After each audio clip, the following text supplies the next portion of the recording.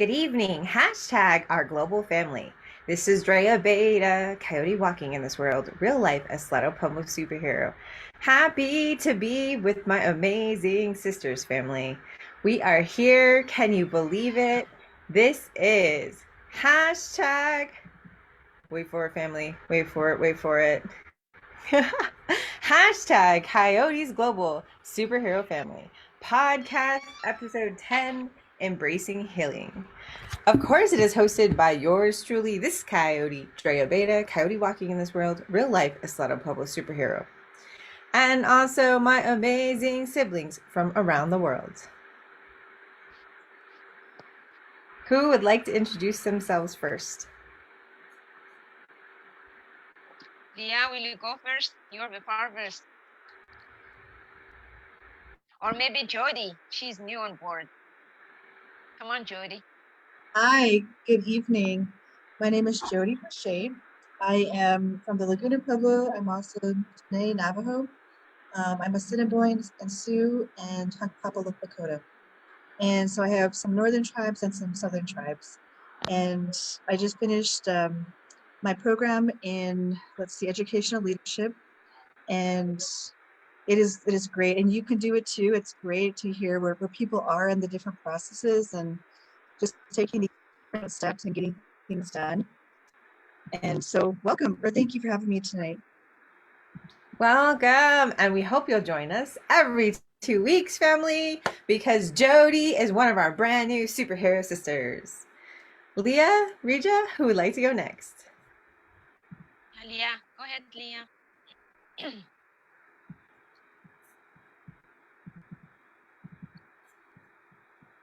Okay, I'll go. Hi, this is Rija from Madagascar. I am an assistant professor at the University of Majanga, my hometown. I came back in 2019 after studying 13 years in the US to get my PhD at Andreas University. That's where I met her. And yes, that's Liah's university as well. So thanks for doing this podcast, and especially for keeping the sisterhood and let the love spread and cover the world. Thank you. Okay, I can go next. Hello everyone, I'm Liah. I'm from Indonesia. I had a master's degree from UNM in educational psychology. I'm currently teaching at a local university in my hometown in Indonesia, in North Sumatra, Indonesia. And I'm a mom of 2 kids as well. I'm a regular at this podcast. I guess that's it. Thank you so much. And family, I am Dre Abeita, coyote walking in this world, real life Esleto Papa superhero, proud two-spirit indigenous warrior.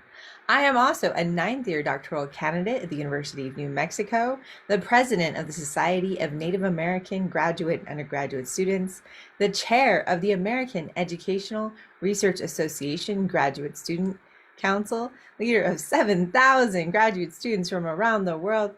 Whew, family, that is a mouthful. But not least, I am also Coyote and former pastor of Coyote's Lodge, House of Spirituality, Critical Race Theory, and Medical Marijuana. I do apologize, family. Wednesday, it ran off without me. There was a snowstorm. My niece and I got stranded in Albuquerque, so there was no church service yesterday. I do apologize. But join us next week when I will make up for that. But every day and every podcast, we make sure that we start with a prayer. Don't forget, family, in Coyote's Lodge, we are not a house of institution or religion or for God, but rather we seek to walk the path of our ancestors. And so when we pray, family, we're literally checking in with them. And I say hello to my grandparents, and we ask for their blessings and guidance. And if you're not a person who prays, family, please set an intention for your day.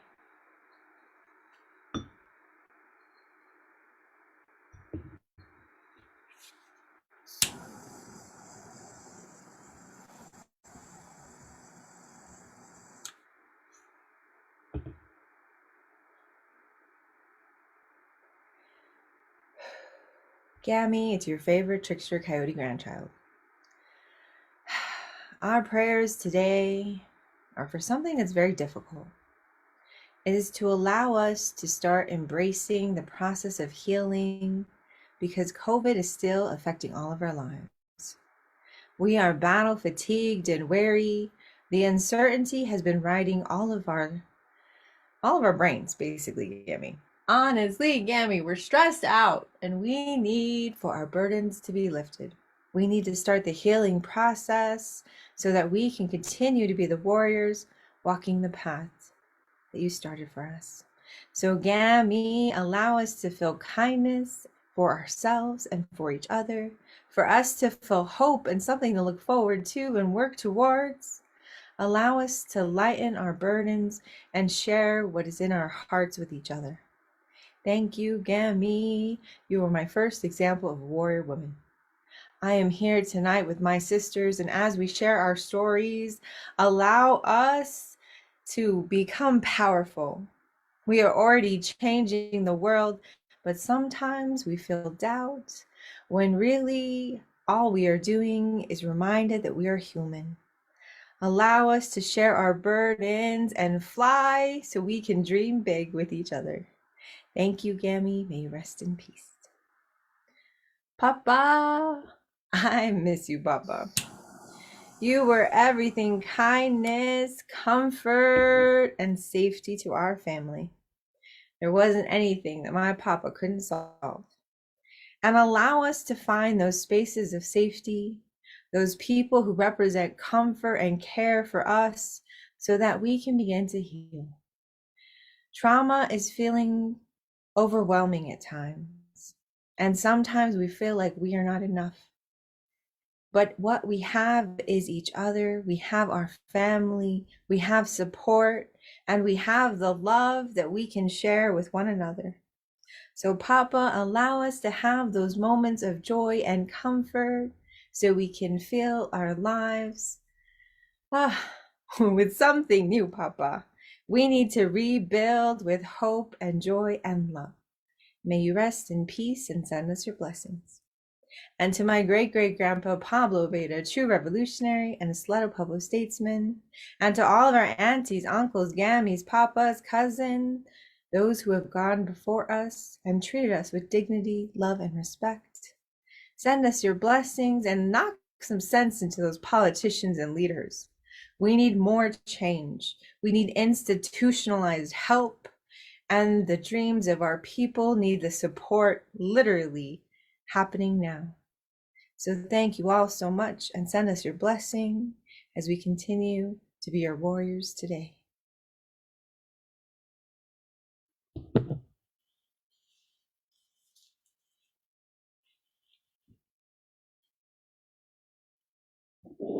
Does anyone want to add anything to our blessing today?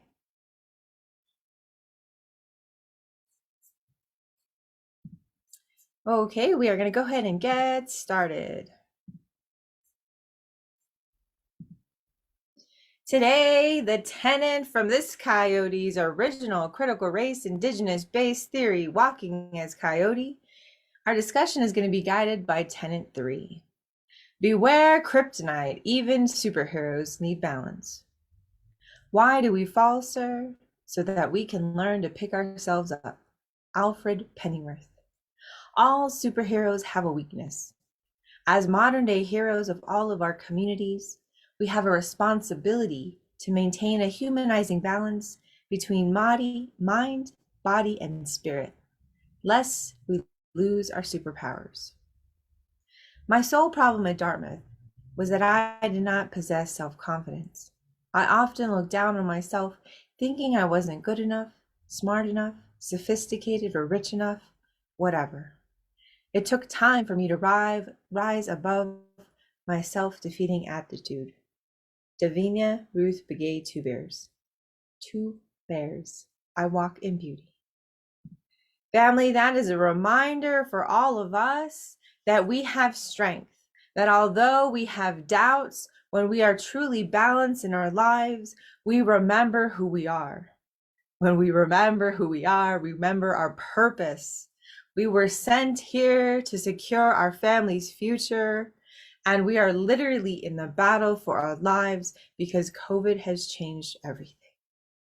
So today, as we talk through our lives and our lived experiences, in an act not only of research, this is literally an act of activism as well as data collection, because critical race theory says that the lived experiences of people of color, of marginalized groups, is meaningful data that needs to be collected, analyzed, and written about. So thank you again for joining us tonight, and my amazing sisters for sharing their experiences with us all. Tonight, we're starting with our first segment, which is hashtag Superhero Check-In, in which we feature the hashtag Battle of the Week and the hashtag Superhero Moment. In this segment, each one of our amazing sisters is going to go over their high and low over the last 2 weeks. Who would like to get us started today? I would like to start. Yeah, I should have commented on the prayer and on the introduction by my sister Drea, because yes, COVID is hitting hard. I underestimated this ugly disease.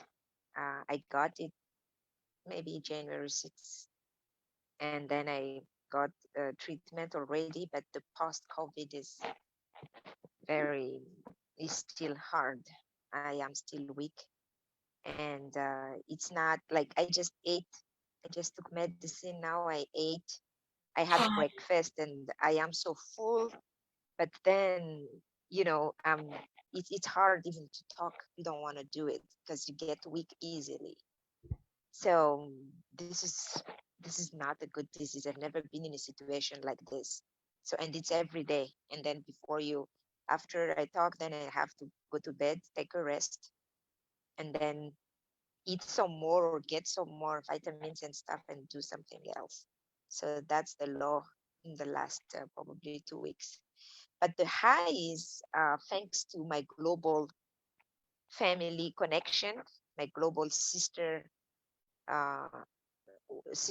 network. I keep moving. I just shared this with Jaya yesterday, that we all go through some sort of things, right? But we still need to do what we need to do. The world needs us. They don't see us worn out. They don't see us torn apart, which we are, right? I bet everybody has it, but the difference is we are here, we are standing, and we are coming together for this. I would like to mention, for example, without this global community, this global family, I don't have really opportunity to speak English, to talk about something intellect, because, for example, my university doesn't have internet connection and doesn't have access to the online library and the online community of scholars. So you are isolated. So imagine how much this podcast and this opportunity is for me. So that's a big, big high for me. So thank you so much. And as always, I'm excited to be part of this. Thank you. Always love you, sis. Always love you. Thank you so much for sharing your powerful voice with us all. And I hope you recover soon. I know it's been a month, but sending prayers always, sis. Who would like to go next?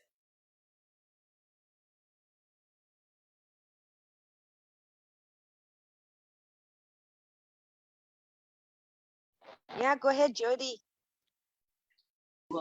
Is this my turn now? Sorry. Go ahead, Liah. Sure. Is this the high and the low? Yes, the high and the low. Okay, I'm gonna start with the flex of the week. Things that I'm proud of is that I started my workout. Can you believe it? Oh my god. Yeah. Yeah. First time was like this. I don't know. It's miserable for me. I felt miserable about myself because the first time I do it, my legs and arms are sore the whole night. Couldn't sleep, but it gets better, and I I like the feelings that I have after I finish the workout. So I think I'm gonna keep doing it. That's my high, and my low is, I guess, the usual, dealing up with deadlines, and especially because right now the term is started. So this is actually the first week of our semester right now, and so I have a lot to prepare, and everyone demands, like, their share of report has to be finished before this date and this date, and so it's crazy, but I think I'm okay. I can handle it. So yeah. You will. Over. You Let's will. go to you guys.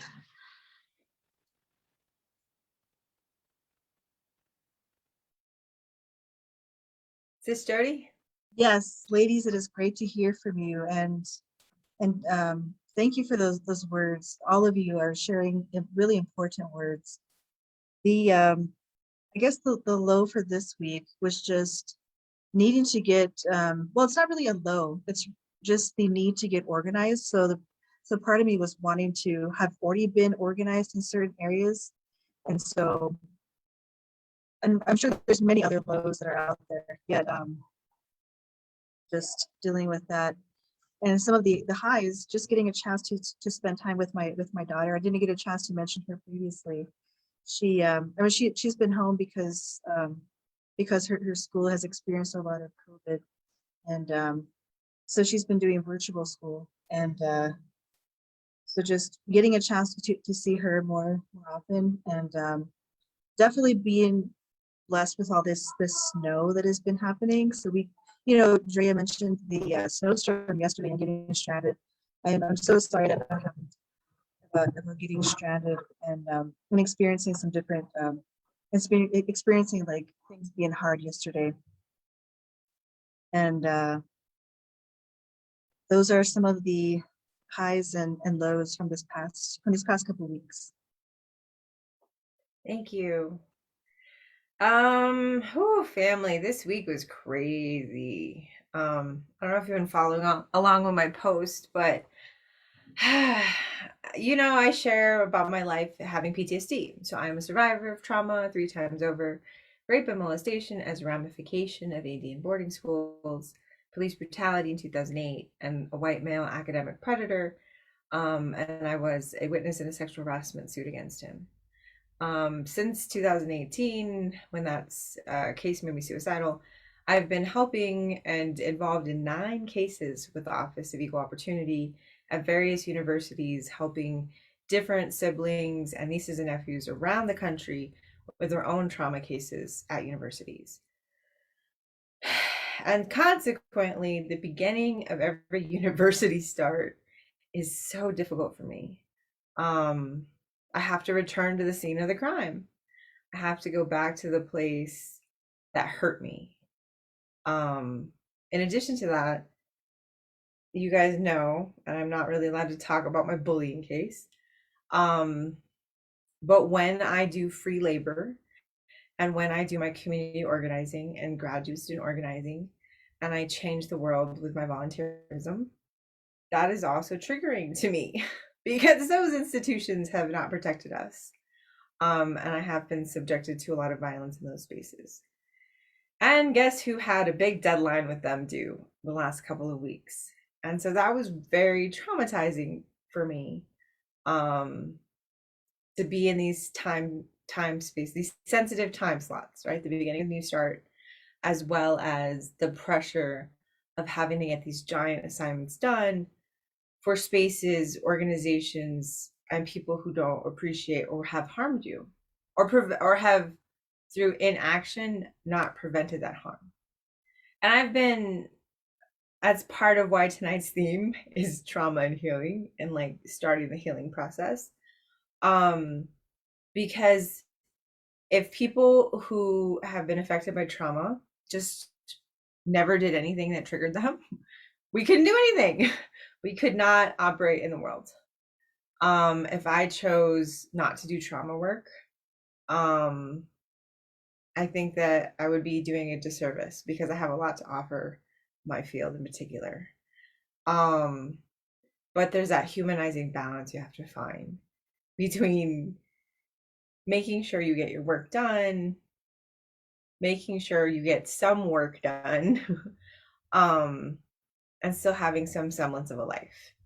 I'm trying to figure out that balance. So I think my low was really just living with my PTSD. So Tuesday, I couldn't leave my house. And I had that darn memo, family, that was due last Friday. And I finally finished it off today. I had finished most of it yesterday, but I had that I was stranded on the other side of town with my niece overnight at a hotel because of the snowstorm. So I didn't have a computer and I couldn't finish my work. And it took me until this afternoon to get back home. And then by that time I had a crash because I was traumatized. But like, how do we, I guess that was my low too, family. There was a lot of trauma that happened this week. Getting snowed in, getting stranded, having to do my big deadline, and dealing with the new start. What's my high? Oh, nails. Nails with my niece. So my amazing niece and I. That was my high. Sorry, long-winded, family. But just think about that. Like, work is traumatizing and triggering to us. Life is not being any kinder. And some of the expectations I had for myself pre-COVID are dehumanizing to myself now. I'm almost violently hurting myself by trying to keep old Dre standards, by trying to keep pre-trauma, pre-COVID, pre-PTSD standards. I can't work like that. I can't live like that. I'm not that person anymore. Sorry, family. I kind of went off there a little bit, but I love you all. This week was just kind of crazy. I'm just saying. All right, let's go on to our second segment, which is hashtag positionality matters, digging into intersectionality. And during this segment, family, each one of our amazing sisters talks about one facet of their positionality or intersectionality that made a difference in their life. It could be language, it could be religion, citizenship, class, race, ethnicity. It could be any myriad of factors, but we're going to share something that made a difference in all of our lives. Who would like to get started? Actually, we go in the same order. So who started us off last time? Rita? It was me, yeah. So, yes, I think I would say everything, but I can start with education. Now we are expecting the storm coming. It's actually a hurricane, very powerful, coming into town and it's going to hit the country. It's already ravaged the neighboring islands. And well, it's coming. People are worried about what's coming next. The power outage is expected. And,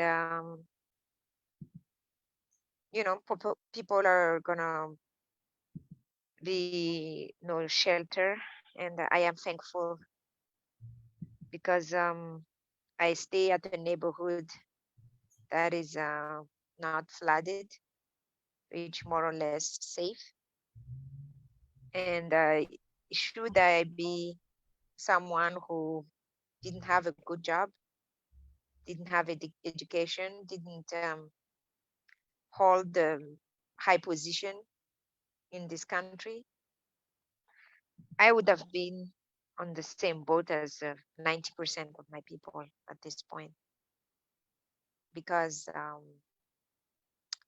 we have about 70 sites now, 70 people in the capital city. schools, gymnasiums, stadiums, they're all occupied by people who are flooded. And I'm sick. I'm not feeling well. I'm tired, but at least I'm at my house.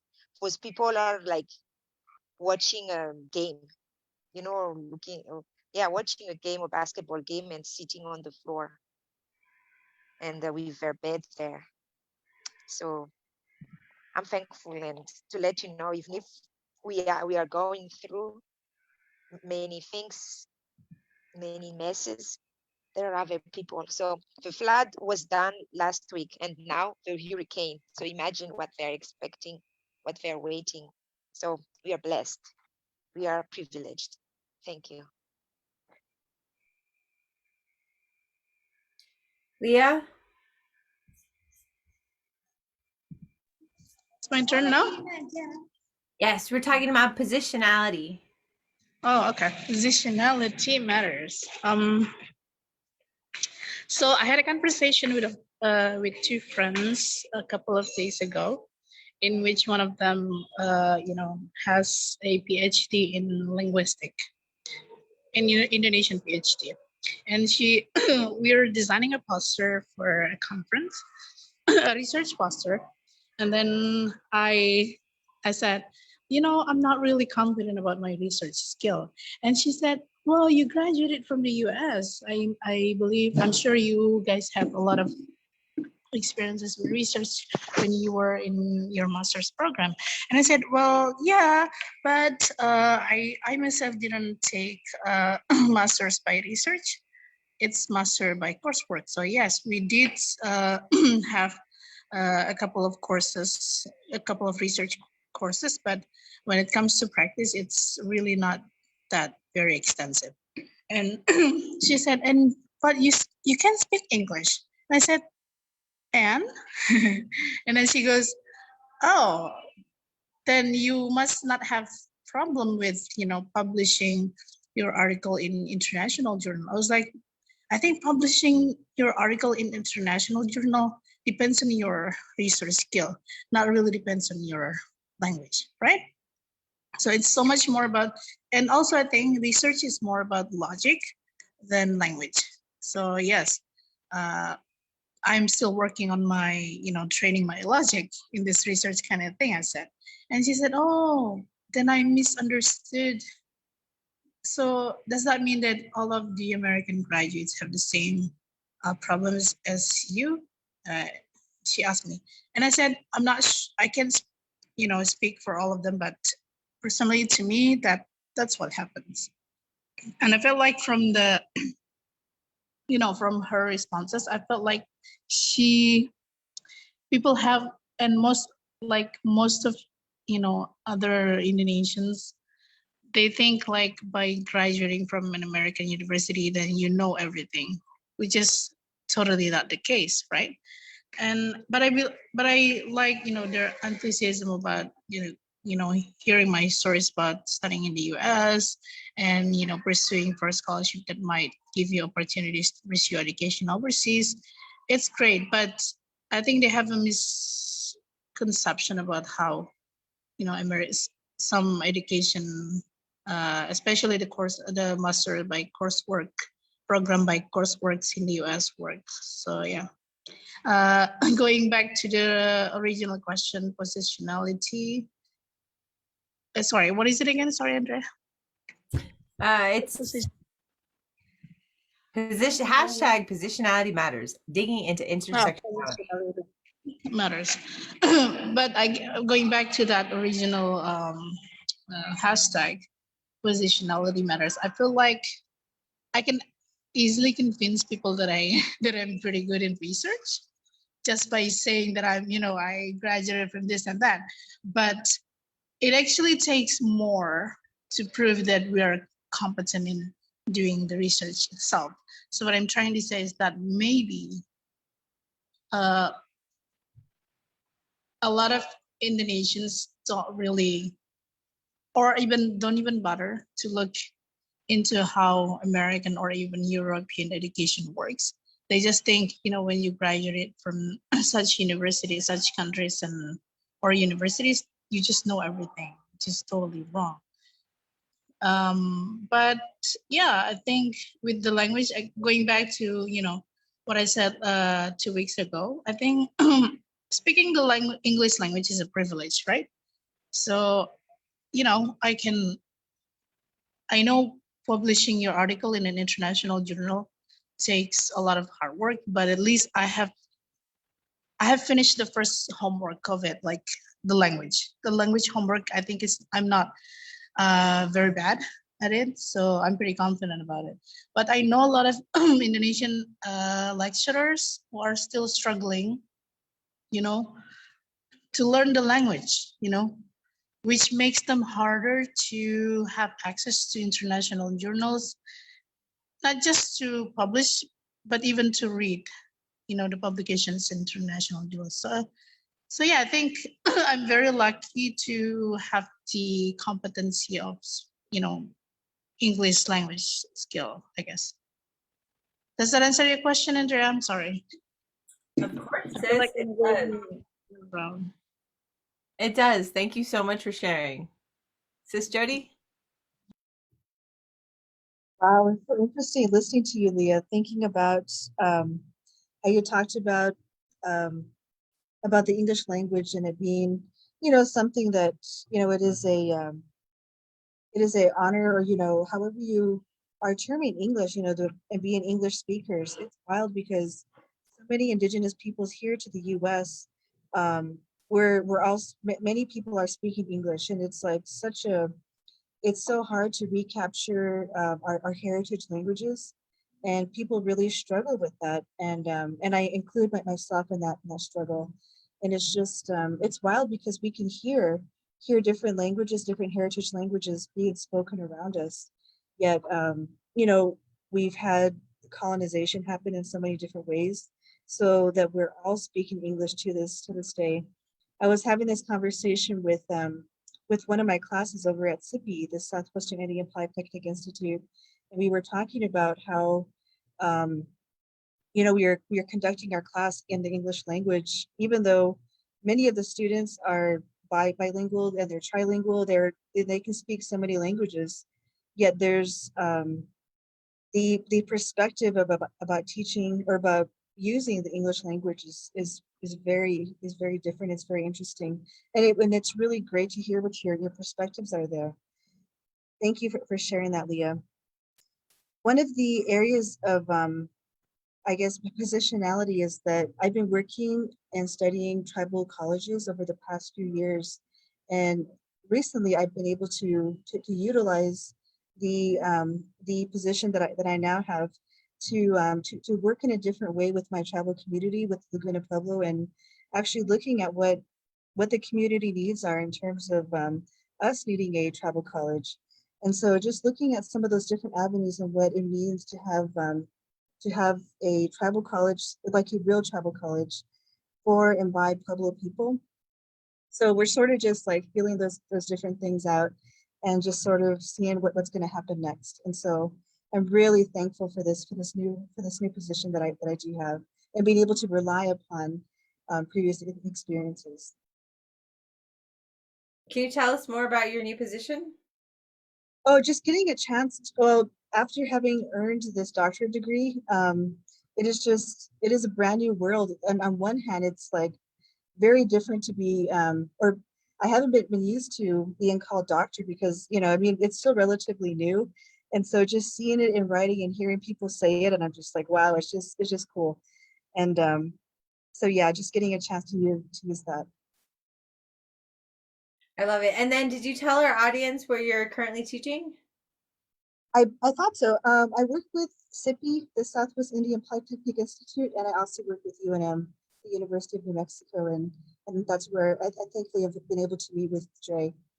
Although we've just been meeting digitally, we haven't actually met in person. So one of these days we can get a chance to meet in person. Oh, absolutely, absolutely. I mean, with COVID and everything too, it's kind of Right, crazy. It's like, what are the rules? right. Thank you so much for sharing. Okay, let me think, family. I have to go back to that snowstorm. I got scared yesterday, family. Um, There is the smallest, and it's funny because I took my niece back to UNM today from the hotel, and my partner had to come rescue us basically. But we could not get the truck, which is a 1500. It's a Sierra 1500 GMC, rear wheel drive, which you guys know is the worst in snow. And there's a baby hill over San Pedro to go over the freeway. For the life of us, we couldn't get over that baby hill. And my niece and I, she had sprained her ankle on Monday, family. So she's wearing sandals because her ankle's big. So she can't walk anywhere. I'm wearing tennis shoes, but the snow is just iced over. The truck is stuck like this on that little hill, and I'm blocking the right hand lane of traffic. And I can't move forward, I can't move back, and I can't turn around. And we're stuck there for 30 minutes. And then our two angel young men, Skylar and Javari, came and rescued us. Literally, these college kids rescued us, family. But I in the 30 minutes we're stuck there, I called tow trucks, I called 911, I called emergency services, I called my partner, I called my family, our nephews called all their friends. And we're in the middle of Albuquerque. Like, we're next to the mall, like 2 blocks from the mall. So we're not anywhere crazy, but because snow made Albuquerque a standstill, we can't get help. We can't walk anywhere. My niece can't walk anywhere. I might have a chance, but I can't leave her in the car. It's freezing conditions, and my truck won't move. I mean, Gamma sent his angels, and I gotta tell you, family, Skylar floored the truck and, like, I don't know, miraculously got it out and parked it very nicely in the business parking lot. And then the boys put us in their Camaro and drove us to a nearby hotel and made sure we were safe. Like, seriously, angels. But there were other cars stranded. There were cars all over the freeway who had been stuck for 12 hours. In other parts of the country, we've had all these snowstorms where people are running out of gas, running out of water, running out of food, having no blankets. I was stuck for 30 minutes and I lost my shit. I mean, I couldn't lose my shit, family, because I had my niece. So I kept my shit together and lost my shit today when I got home because I was the adult in the situation. But I'm thinking about that privilege I've had as a New Mexican with a vehicle, first of all. Like, the privilege of having a car to get around. And when that is taken away because a snowstorm makes me immobile, and how many other people in Albuquerque were affected, right? People couldn't drive home. It took 4 hours, 5 hours to get across town. But then I thought about homeless people, and I thought about people who take buses, who have to walk to work. Our entire city, like, shut down from last night until today because of a snowstorm. And how my very sheltered, privileged experience and 30-minute stress session really made me feel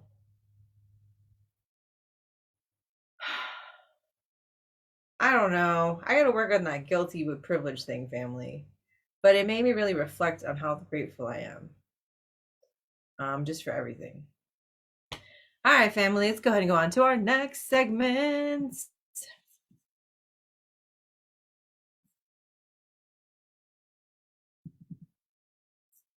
The next segment, and family, every time I make it big, I literally lose it. I have like 6 windows open on my desktop, but I lose them all. So I'm no longer doing a slideshow. Segment 3, hashtag privilege saves. The lived experiences of educational warriors matter. In this segment, family, we talk about one aspect of our privilege, because although we might live in different countries from around the world and may not be as privileged as our counterparts in other parts, we have our education, we have the family and love and support of our communities. And so we reflect on aspects of our lives. Rija, go ahead and take it away. Yes. My job, the job of an assistant professor here in Madagascar is different from what you think that of a professor in the US. For us, even if we have semesters set, you choose your own to teach your own class, and then your own schedule and your own time to ready to do that. That is, if you decide to work only during the weekend, that's you. It's not dictated by the university. So, because I live in the capital city, since my youngest is still in school, in a high school, in an American, not American, in an English speaking high school, which my hometown doesn't have. So for that family obligation, I guess I can't live in my hometown. So I go there whenever, my schedule permits me. And with everything that's going on, I don't have to travel. I don't have to rush. I'm just here. My obligation per year is 125 hours of teaching. I say it again, 125 hours of teaching, and that's it. So that's a privilege. I don't have to go to the office 8 to 9 and getting a salary, people, because this is the highest position in the whole country, is to be a professor. So we are, even the judge, even the everything, they're not as paid as higher than us, you know. So this is the job that the bribe people would like to be into this position. Everyone, because that's the education. So it's not to brag about this or anything, but to show the privilege again. Like now there's a hurricane is gonna come. I don't have to worry like, okay, do I need to work? No, I'm just, waiting at all. And everybody, not only me, but the professoral body, just, relax.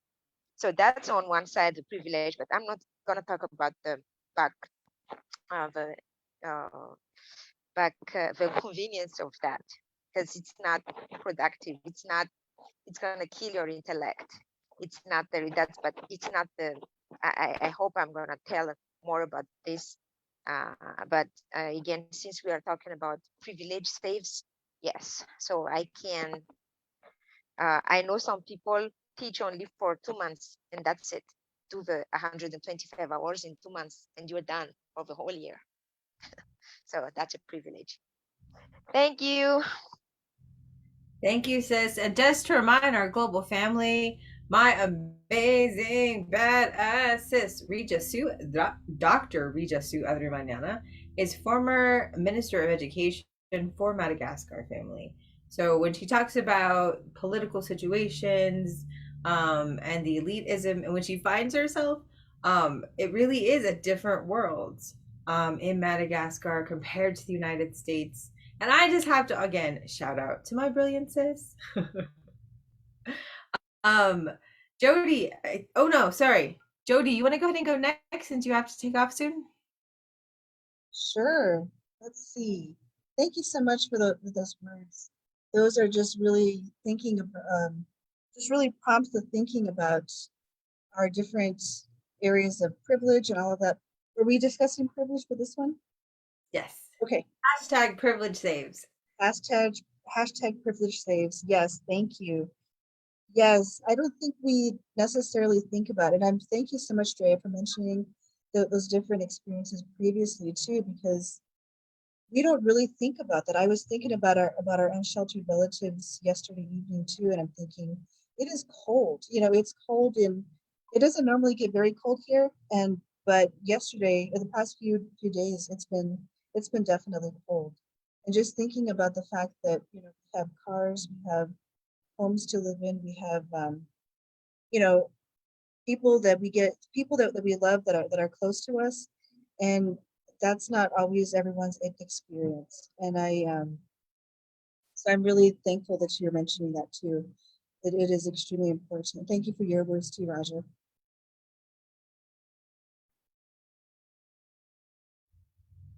And I think about what a privilege it's been to be able to to finish school, to earn 3 degrees, and to go here and there, and to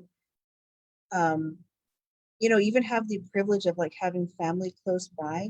I know so many of our relatives don't have that. Like they're in other places. They're just displaced for many different reasons, and it's definitely thinking about being grateful. So thank you. Thank you so much. Oh, did you want to go ahead and sign off and say your last words for our wonderful audience?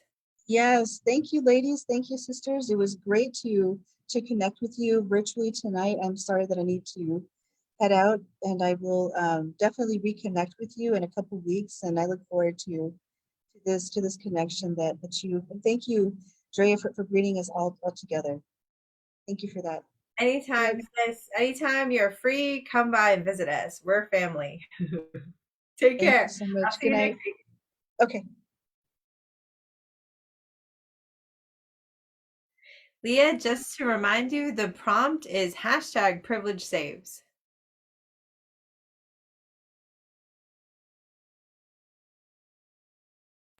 Sorry, I talked and I realized that I muted myself. So the privilege? Yes, hashtag privilege saves. Okay. I actually strongly agree with what Jodi previously said. And I had a nice conversation about with friend the other day. And mind you, she's married for like I think 3 years, and she hasn't has a kid, right? And we talk about work first, and I mentioned to her that I'm dealing up with lots of deadlines right now. I'm very stressed. I have a lot to do, blah blah blah. And she said, "You know what, Liah? I think you're sometimes very ungrateful about your life." I was like, excuse me, what?" And then she goes, "I've been wanting to have kids for so long, and seeing you have 2 wonderful kids makes me sometimes jealous. And here you are now complaining about, your life, how miserable your life, just because you don't really have time to, just hang out and vibing maybe with your friends like you used to when you were single." And she said, "Well, I mean, that's true, but that's not what I'm really complaining about. I'm complaining about the amount of work that I have to do in a very short time, the deadlines," I said. And she goes, "I'd rather have like the life that you have, but have kids, rather than the life that I have right now without kids." I was like, "Hey, don't say that. I mean, it takes time. I when I got married, I don't get pregnant right away. It takes time. So just be patient and keep praying," I said. And she's like, "I don't know. At this point, I'm very, um, I'm very, what do I say? I don't. She doesn't really say disappointed, but she she thinks it's going. She has some problems with fertility, that's for sure. And at this point, she's like, help. Thinks it's quite impossible for her to have kids, and I think that's what stresses her out. And that you know I think it drives me to think that while some people in this world complain about the responsibility that they have, uh, about in their work, they forget to realize that some other people actually dream about their life just because they have something else that other people don't have. And I was like, oh my god, yeah, I never really thought about it that way. I sometimes being the role of being a mother is too demanding psychologically. So I think Rija can vouch for this one. uh, One of the toughest job in this world is to be a mom, right? And I have realized how challenging it is sometimes. But I forgot to realize that some other people in this, other part of the world, maybe in outside of my house, dreams about having, kids, which means that they might, they don't mind having the challenges that we have raising the kids, right? And so I think it's privilege. Now I can say that it's privilege to have the kids, right? Because some people are jealous about it.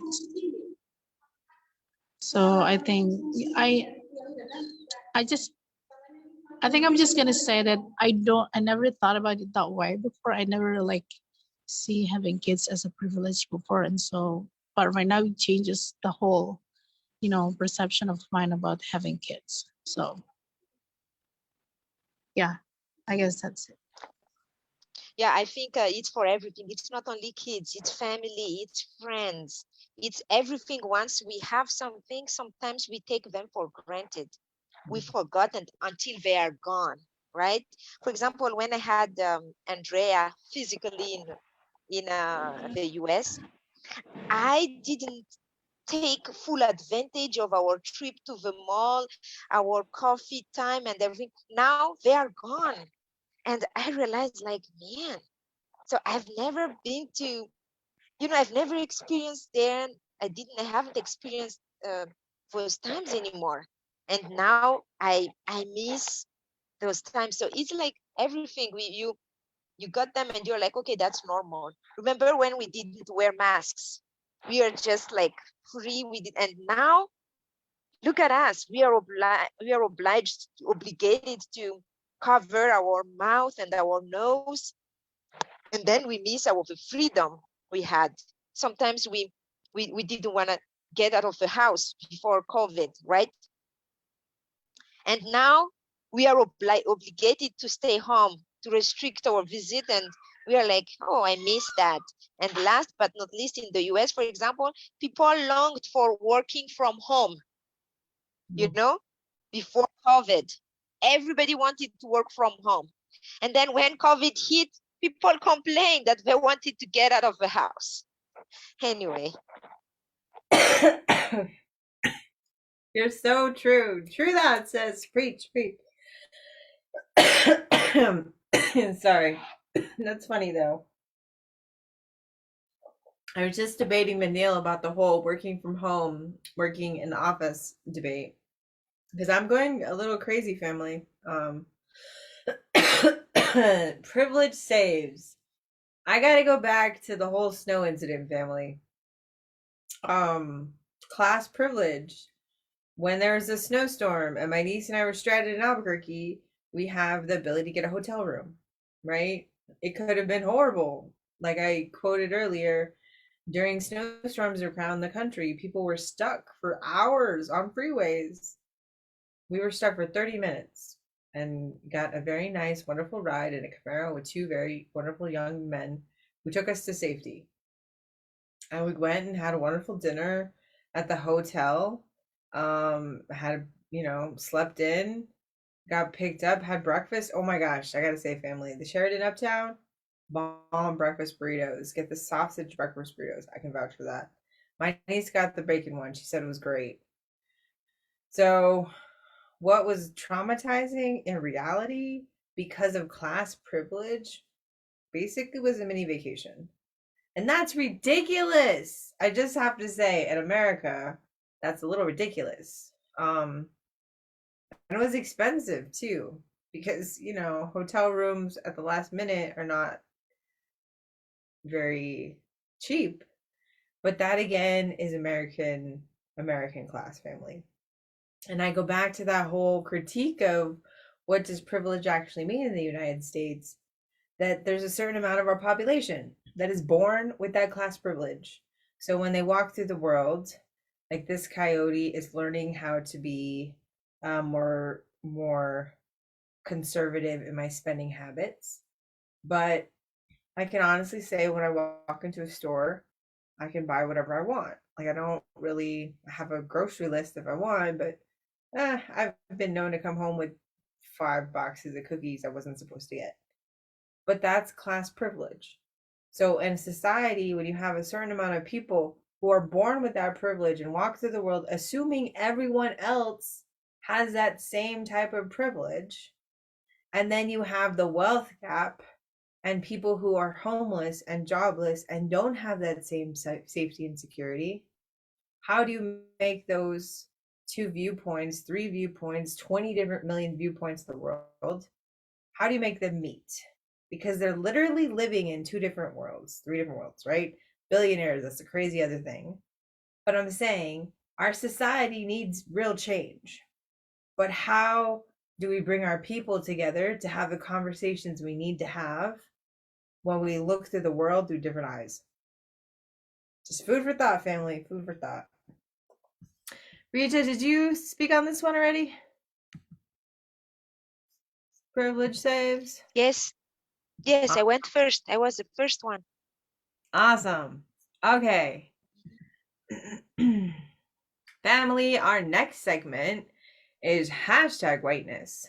Hashtag Dear White Family. Loving critical reflections from your friendly neighborhood and global superhero coyote family. In this segment, we directly talk to our superhero family and talk about basically what we'd like to tell you. Yes, dear white family. I have my privileges, but sometimes my privileges don't take me that far. For example, now I have, the means to buy medicine after COVID.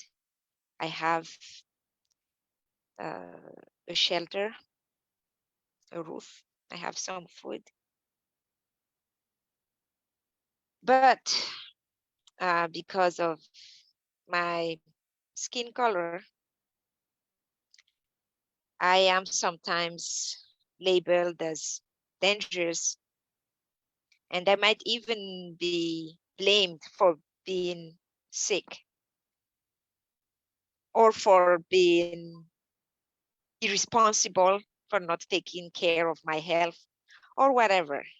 And when it comes to you guys, my dear white family, it is normal, right? You can fail sometimes. It's okay. So I would like you to pause and think before accusing the high rate of people of color affected by this COVID. They're trying hard, at least some of them. I tried hard not to get this. I did massage, I ate well, I took good care of my, body, but it didn't help. I still got it. So I hope you understand that we are trying hard. So please don't blame us. Don't blame us because we are victims now. Thank you.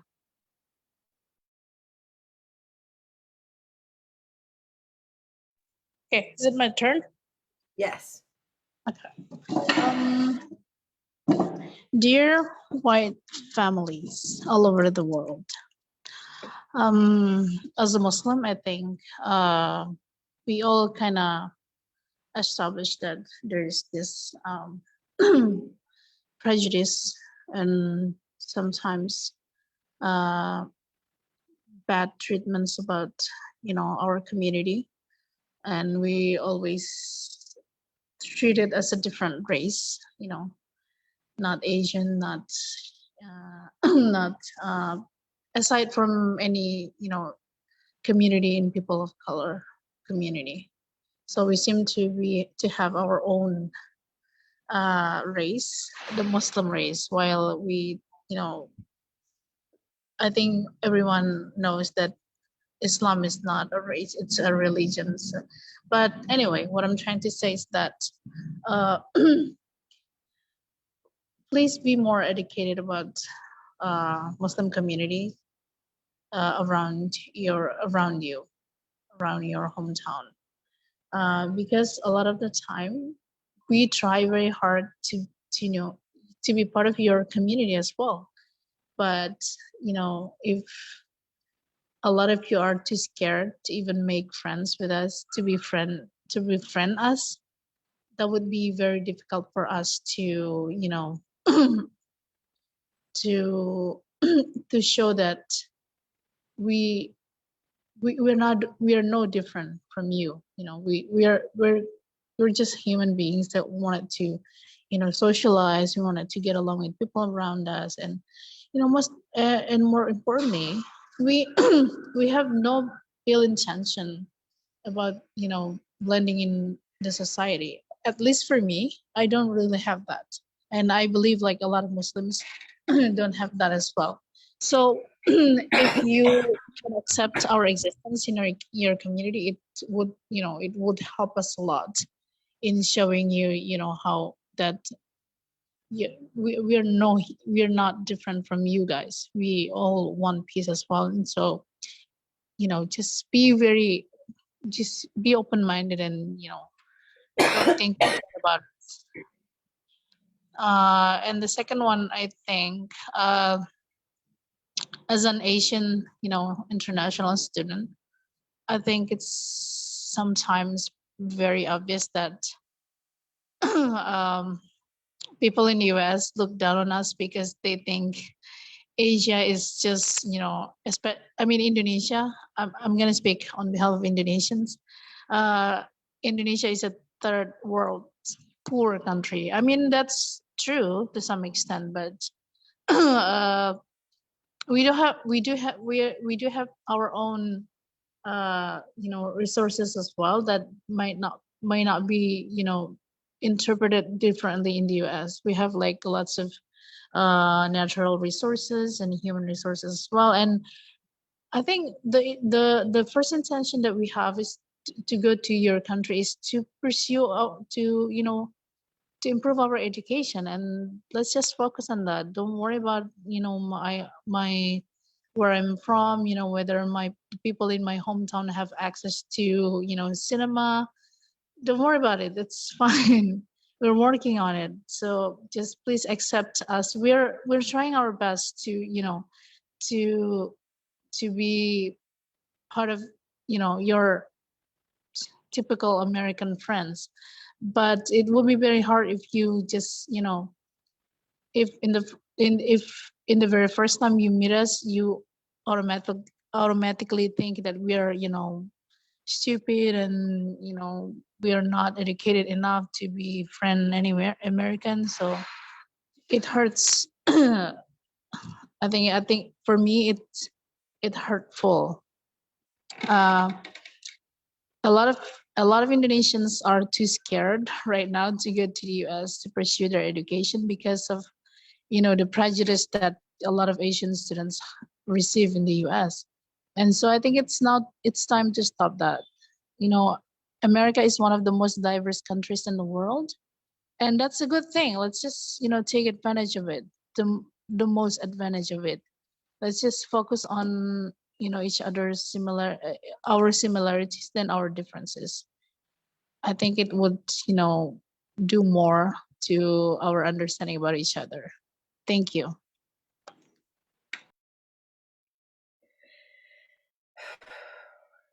Dear white family, this coyote is asking you to take an honest and hard look around you. Does everything look okay to you? Does this feel right? Is this the society that you actually want to live in? Is this where you want to raise your kids? Because this coyote has serious doubts. I have a lot of fear, family. I have a lot of anxiety about what my children are going to inherit someday. I want them to thrive. I want them to not be terrified to walk down Central. I want them to be able to go to a university and not have to worry about whether or not someone's going to accuse them of being a box checker Native American, right? There's a lot of racial violence going on. There's a lot of hatred going on because people are afraid. There's resources that are scarce. And when we start fighting over scarcity of goods, the world can turn into a very ugly place. That's not where I want to live. I want to figure out a solution. There has to be a solution. We live in the richest country in the world, And we have people who can go to the freaking moon for vacation if they want to. So why can't we feed our people?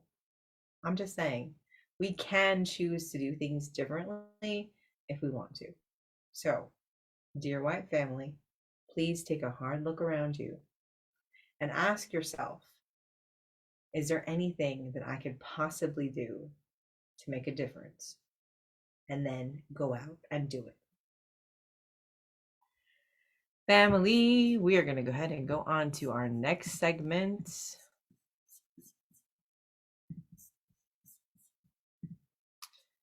Which is today, let's see, segment 5. So based on 10 and 3, keeping our superpowers, in order to keep them, we must maintain a humanizing balance between our minds, body, and spirit. So family, how did we do the last 2 weeks? How do we balance our lives in this upcoming year? How do we balance it every single day that we are out being superheroes? Yes. What I do is I took my I take my medicine every day. I force myself to take a nap at least 3 times a day. Remember, I am still in the post-COVID mode. Um, Not much exercise, just walking around the house to not to be just like stuck in bed. Trying to listen to some music and radio and write some poems. So that's how I take care of myself, because I don't want to just see myself uh, as a COVID, patient, victim of whatever. I still need to do something else, and especially I need to take care of myself. Thank you.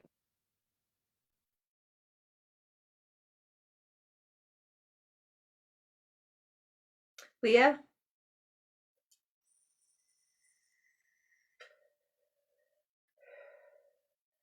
Liah, how are you maintaining your balance between your mind, body, and spirit?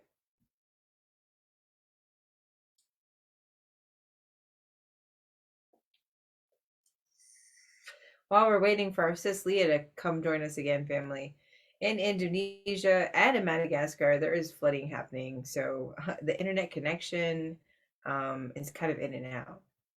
But this coyote, I'm trying, family. I'm really trying. I think my secret weapon for this week has been lowered expectations. Before I went on Christmas break, I would do 15 miles of cardio. Now I'm pushing around 12 a week. That's okay, family. I'm exhausted and I fall asleep after doing my miles. I used to do yoga 8 times to 10 times a week. Now I do the 5 with you, family, and I'll be lucky if I get another 1 or 2 in. So now, instead of saying I'm failing every single week because I'm not doing all my yoga, I'm now going to look at it as a victory. If I do all my yoga with you, family, that's a victory. And if I get 1 or 2 extra sessions in a week, I'm going to call that a win. So instead of looking at my life like I'm failing all the time, I'm going to continue doing what's important to me. So working out is very important to me, family. My cardio, my yoga, heaven forbid, lifting. Those are all integral to making sure that my heart feels good. I have energy to go out and do work in the world. On top of that, I need to make sure I graduate, family. So that's going to be number 2, is working on my dissertation and writing my projects. Number 3 is my paid jobs. So I'm a graduate assistant at UNM for the Native American Studies Department, family. And I actually have been putting that as priority 1 above everything. I need to balance out a little bit more. And 3, family, is always going to be my volunteerism, all my organizations, followed by my family and friends, and who knows if I have had time for anything else, right? So yeah, this coyote has a lot of work to do when it comes to figuring out balance. But I'm going to start stepping back in some spaces and really starting to prioritize going out and becoming an adult. I've been afraid of adulting, family. I'll be honest. I've been a graduate student for 9 years. So the idea of going out and finding a job, it's a little terrifying, but I'm good for it. That's my check-in for the week. All right, family, let's go ahead and go on to the next segment, which is our pitch of the week. In this segment, family, each of one of our amazing siblings talks about an organization, a charity, a project they're working on, or something that they'd like to go ahead and endorse. Who would like to go first this week? Yes, and I'm gonna finish actually, I guess, because I kind of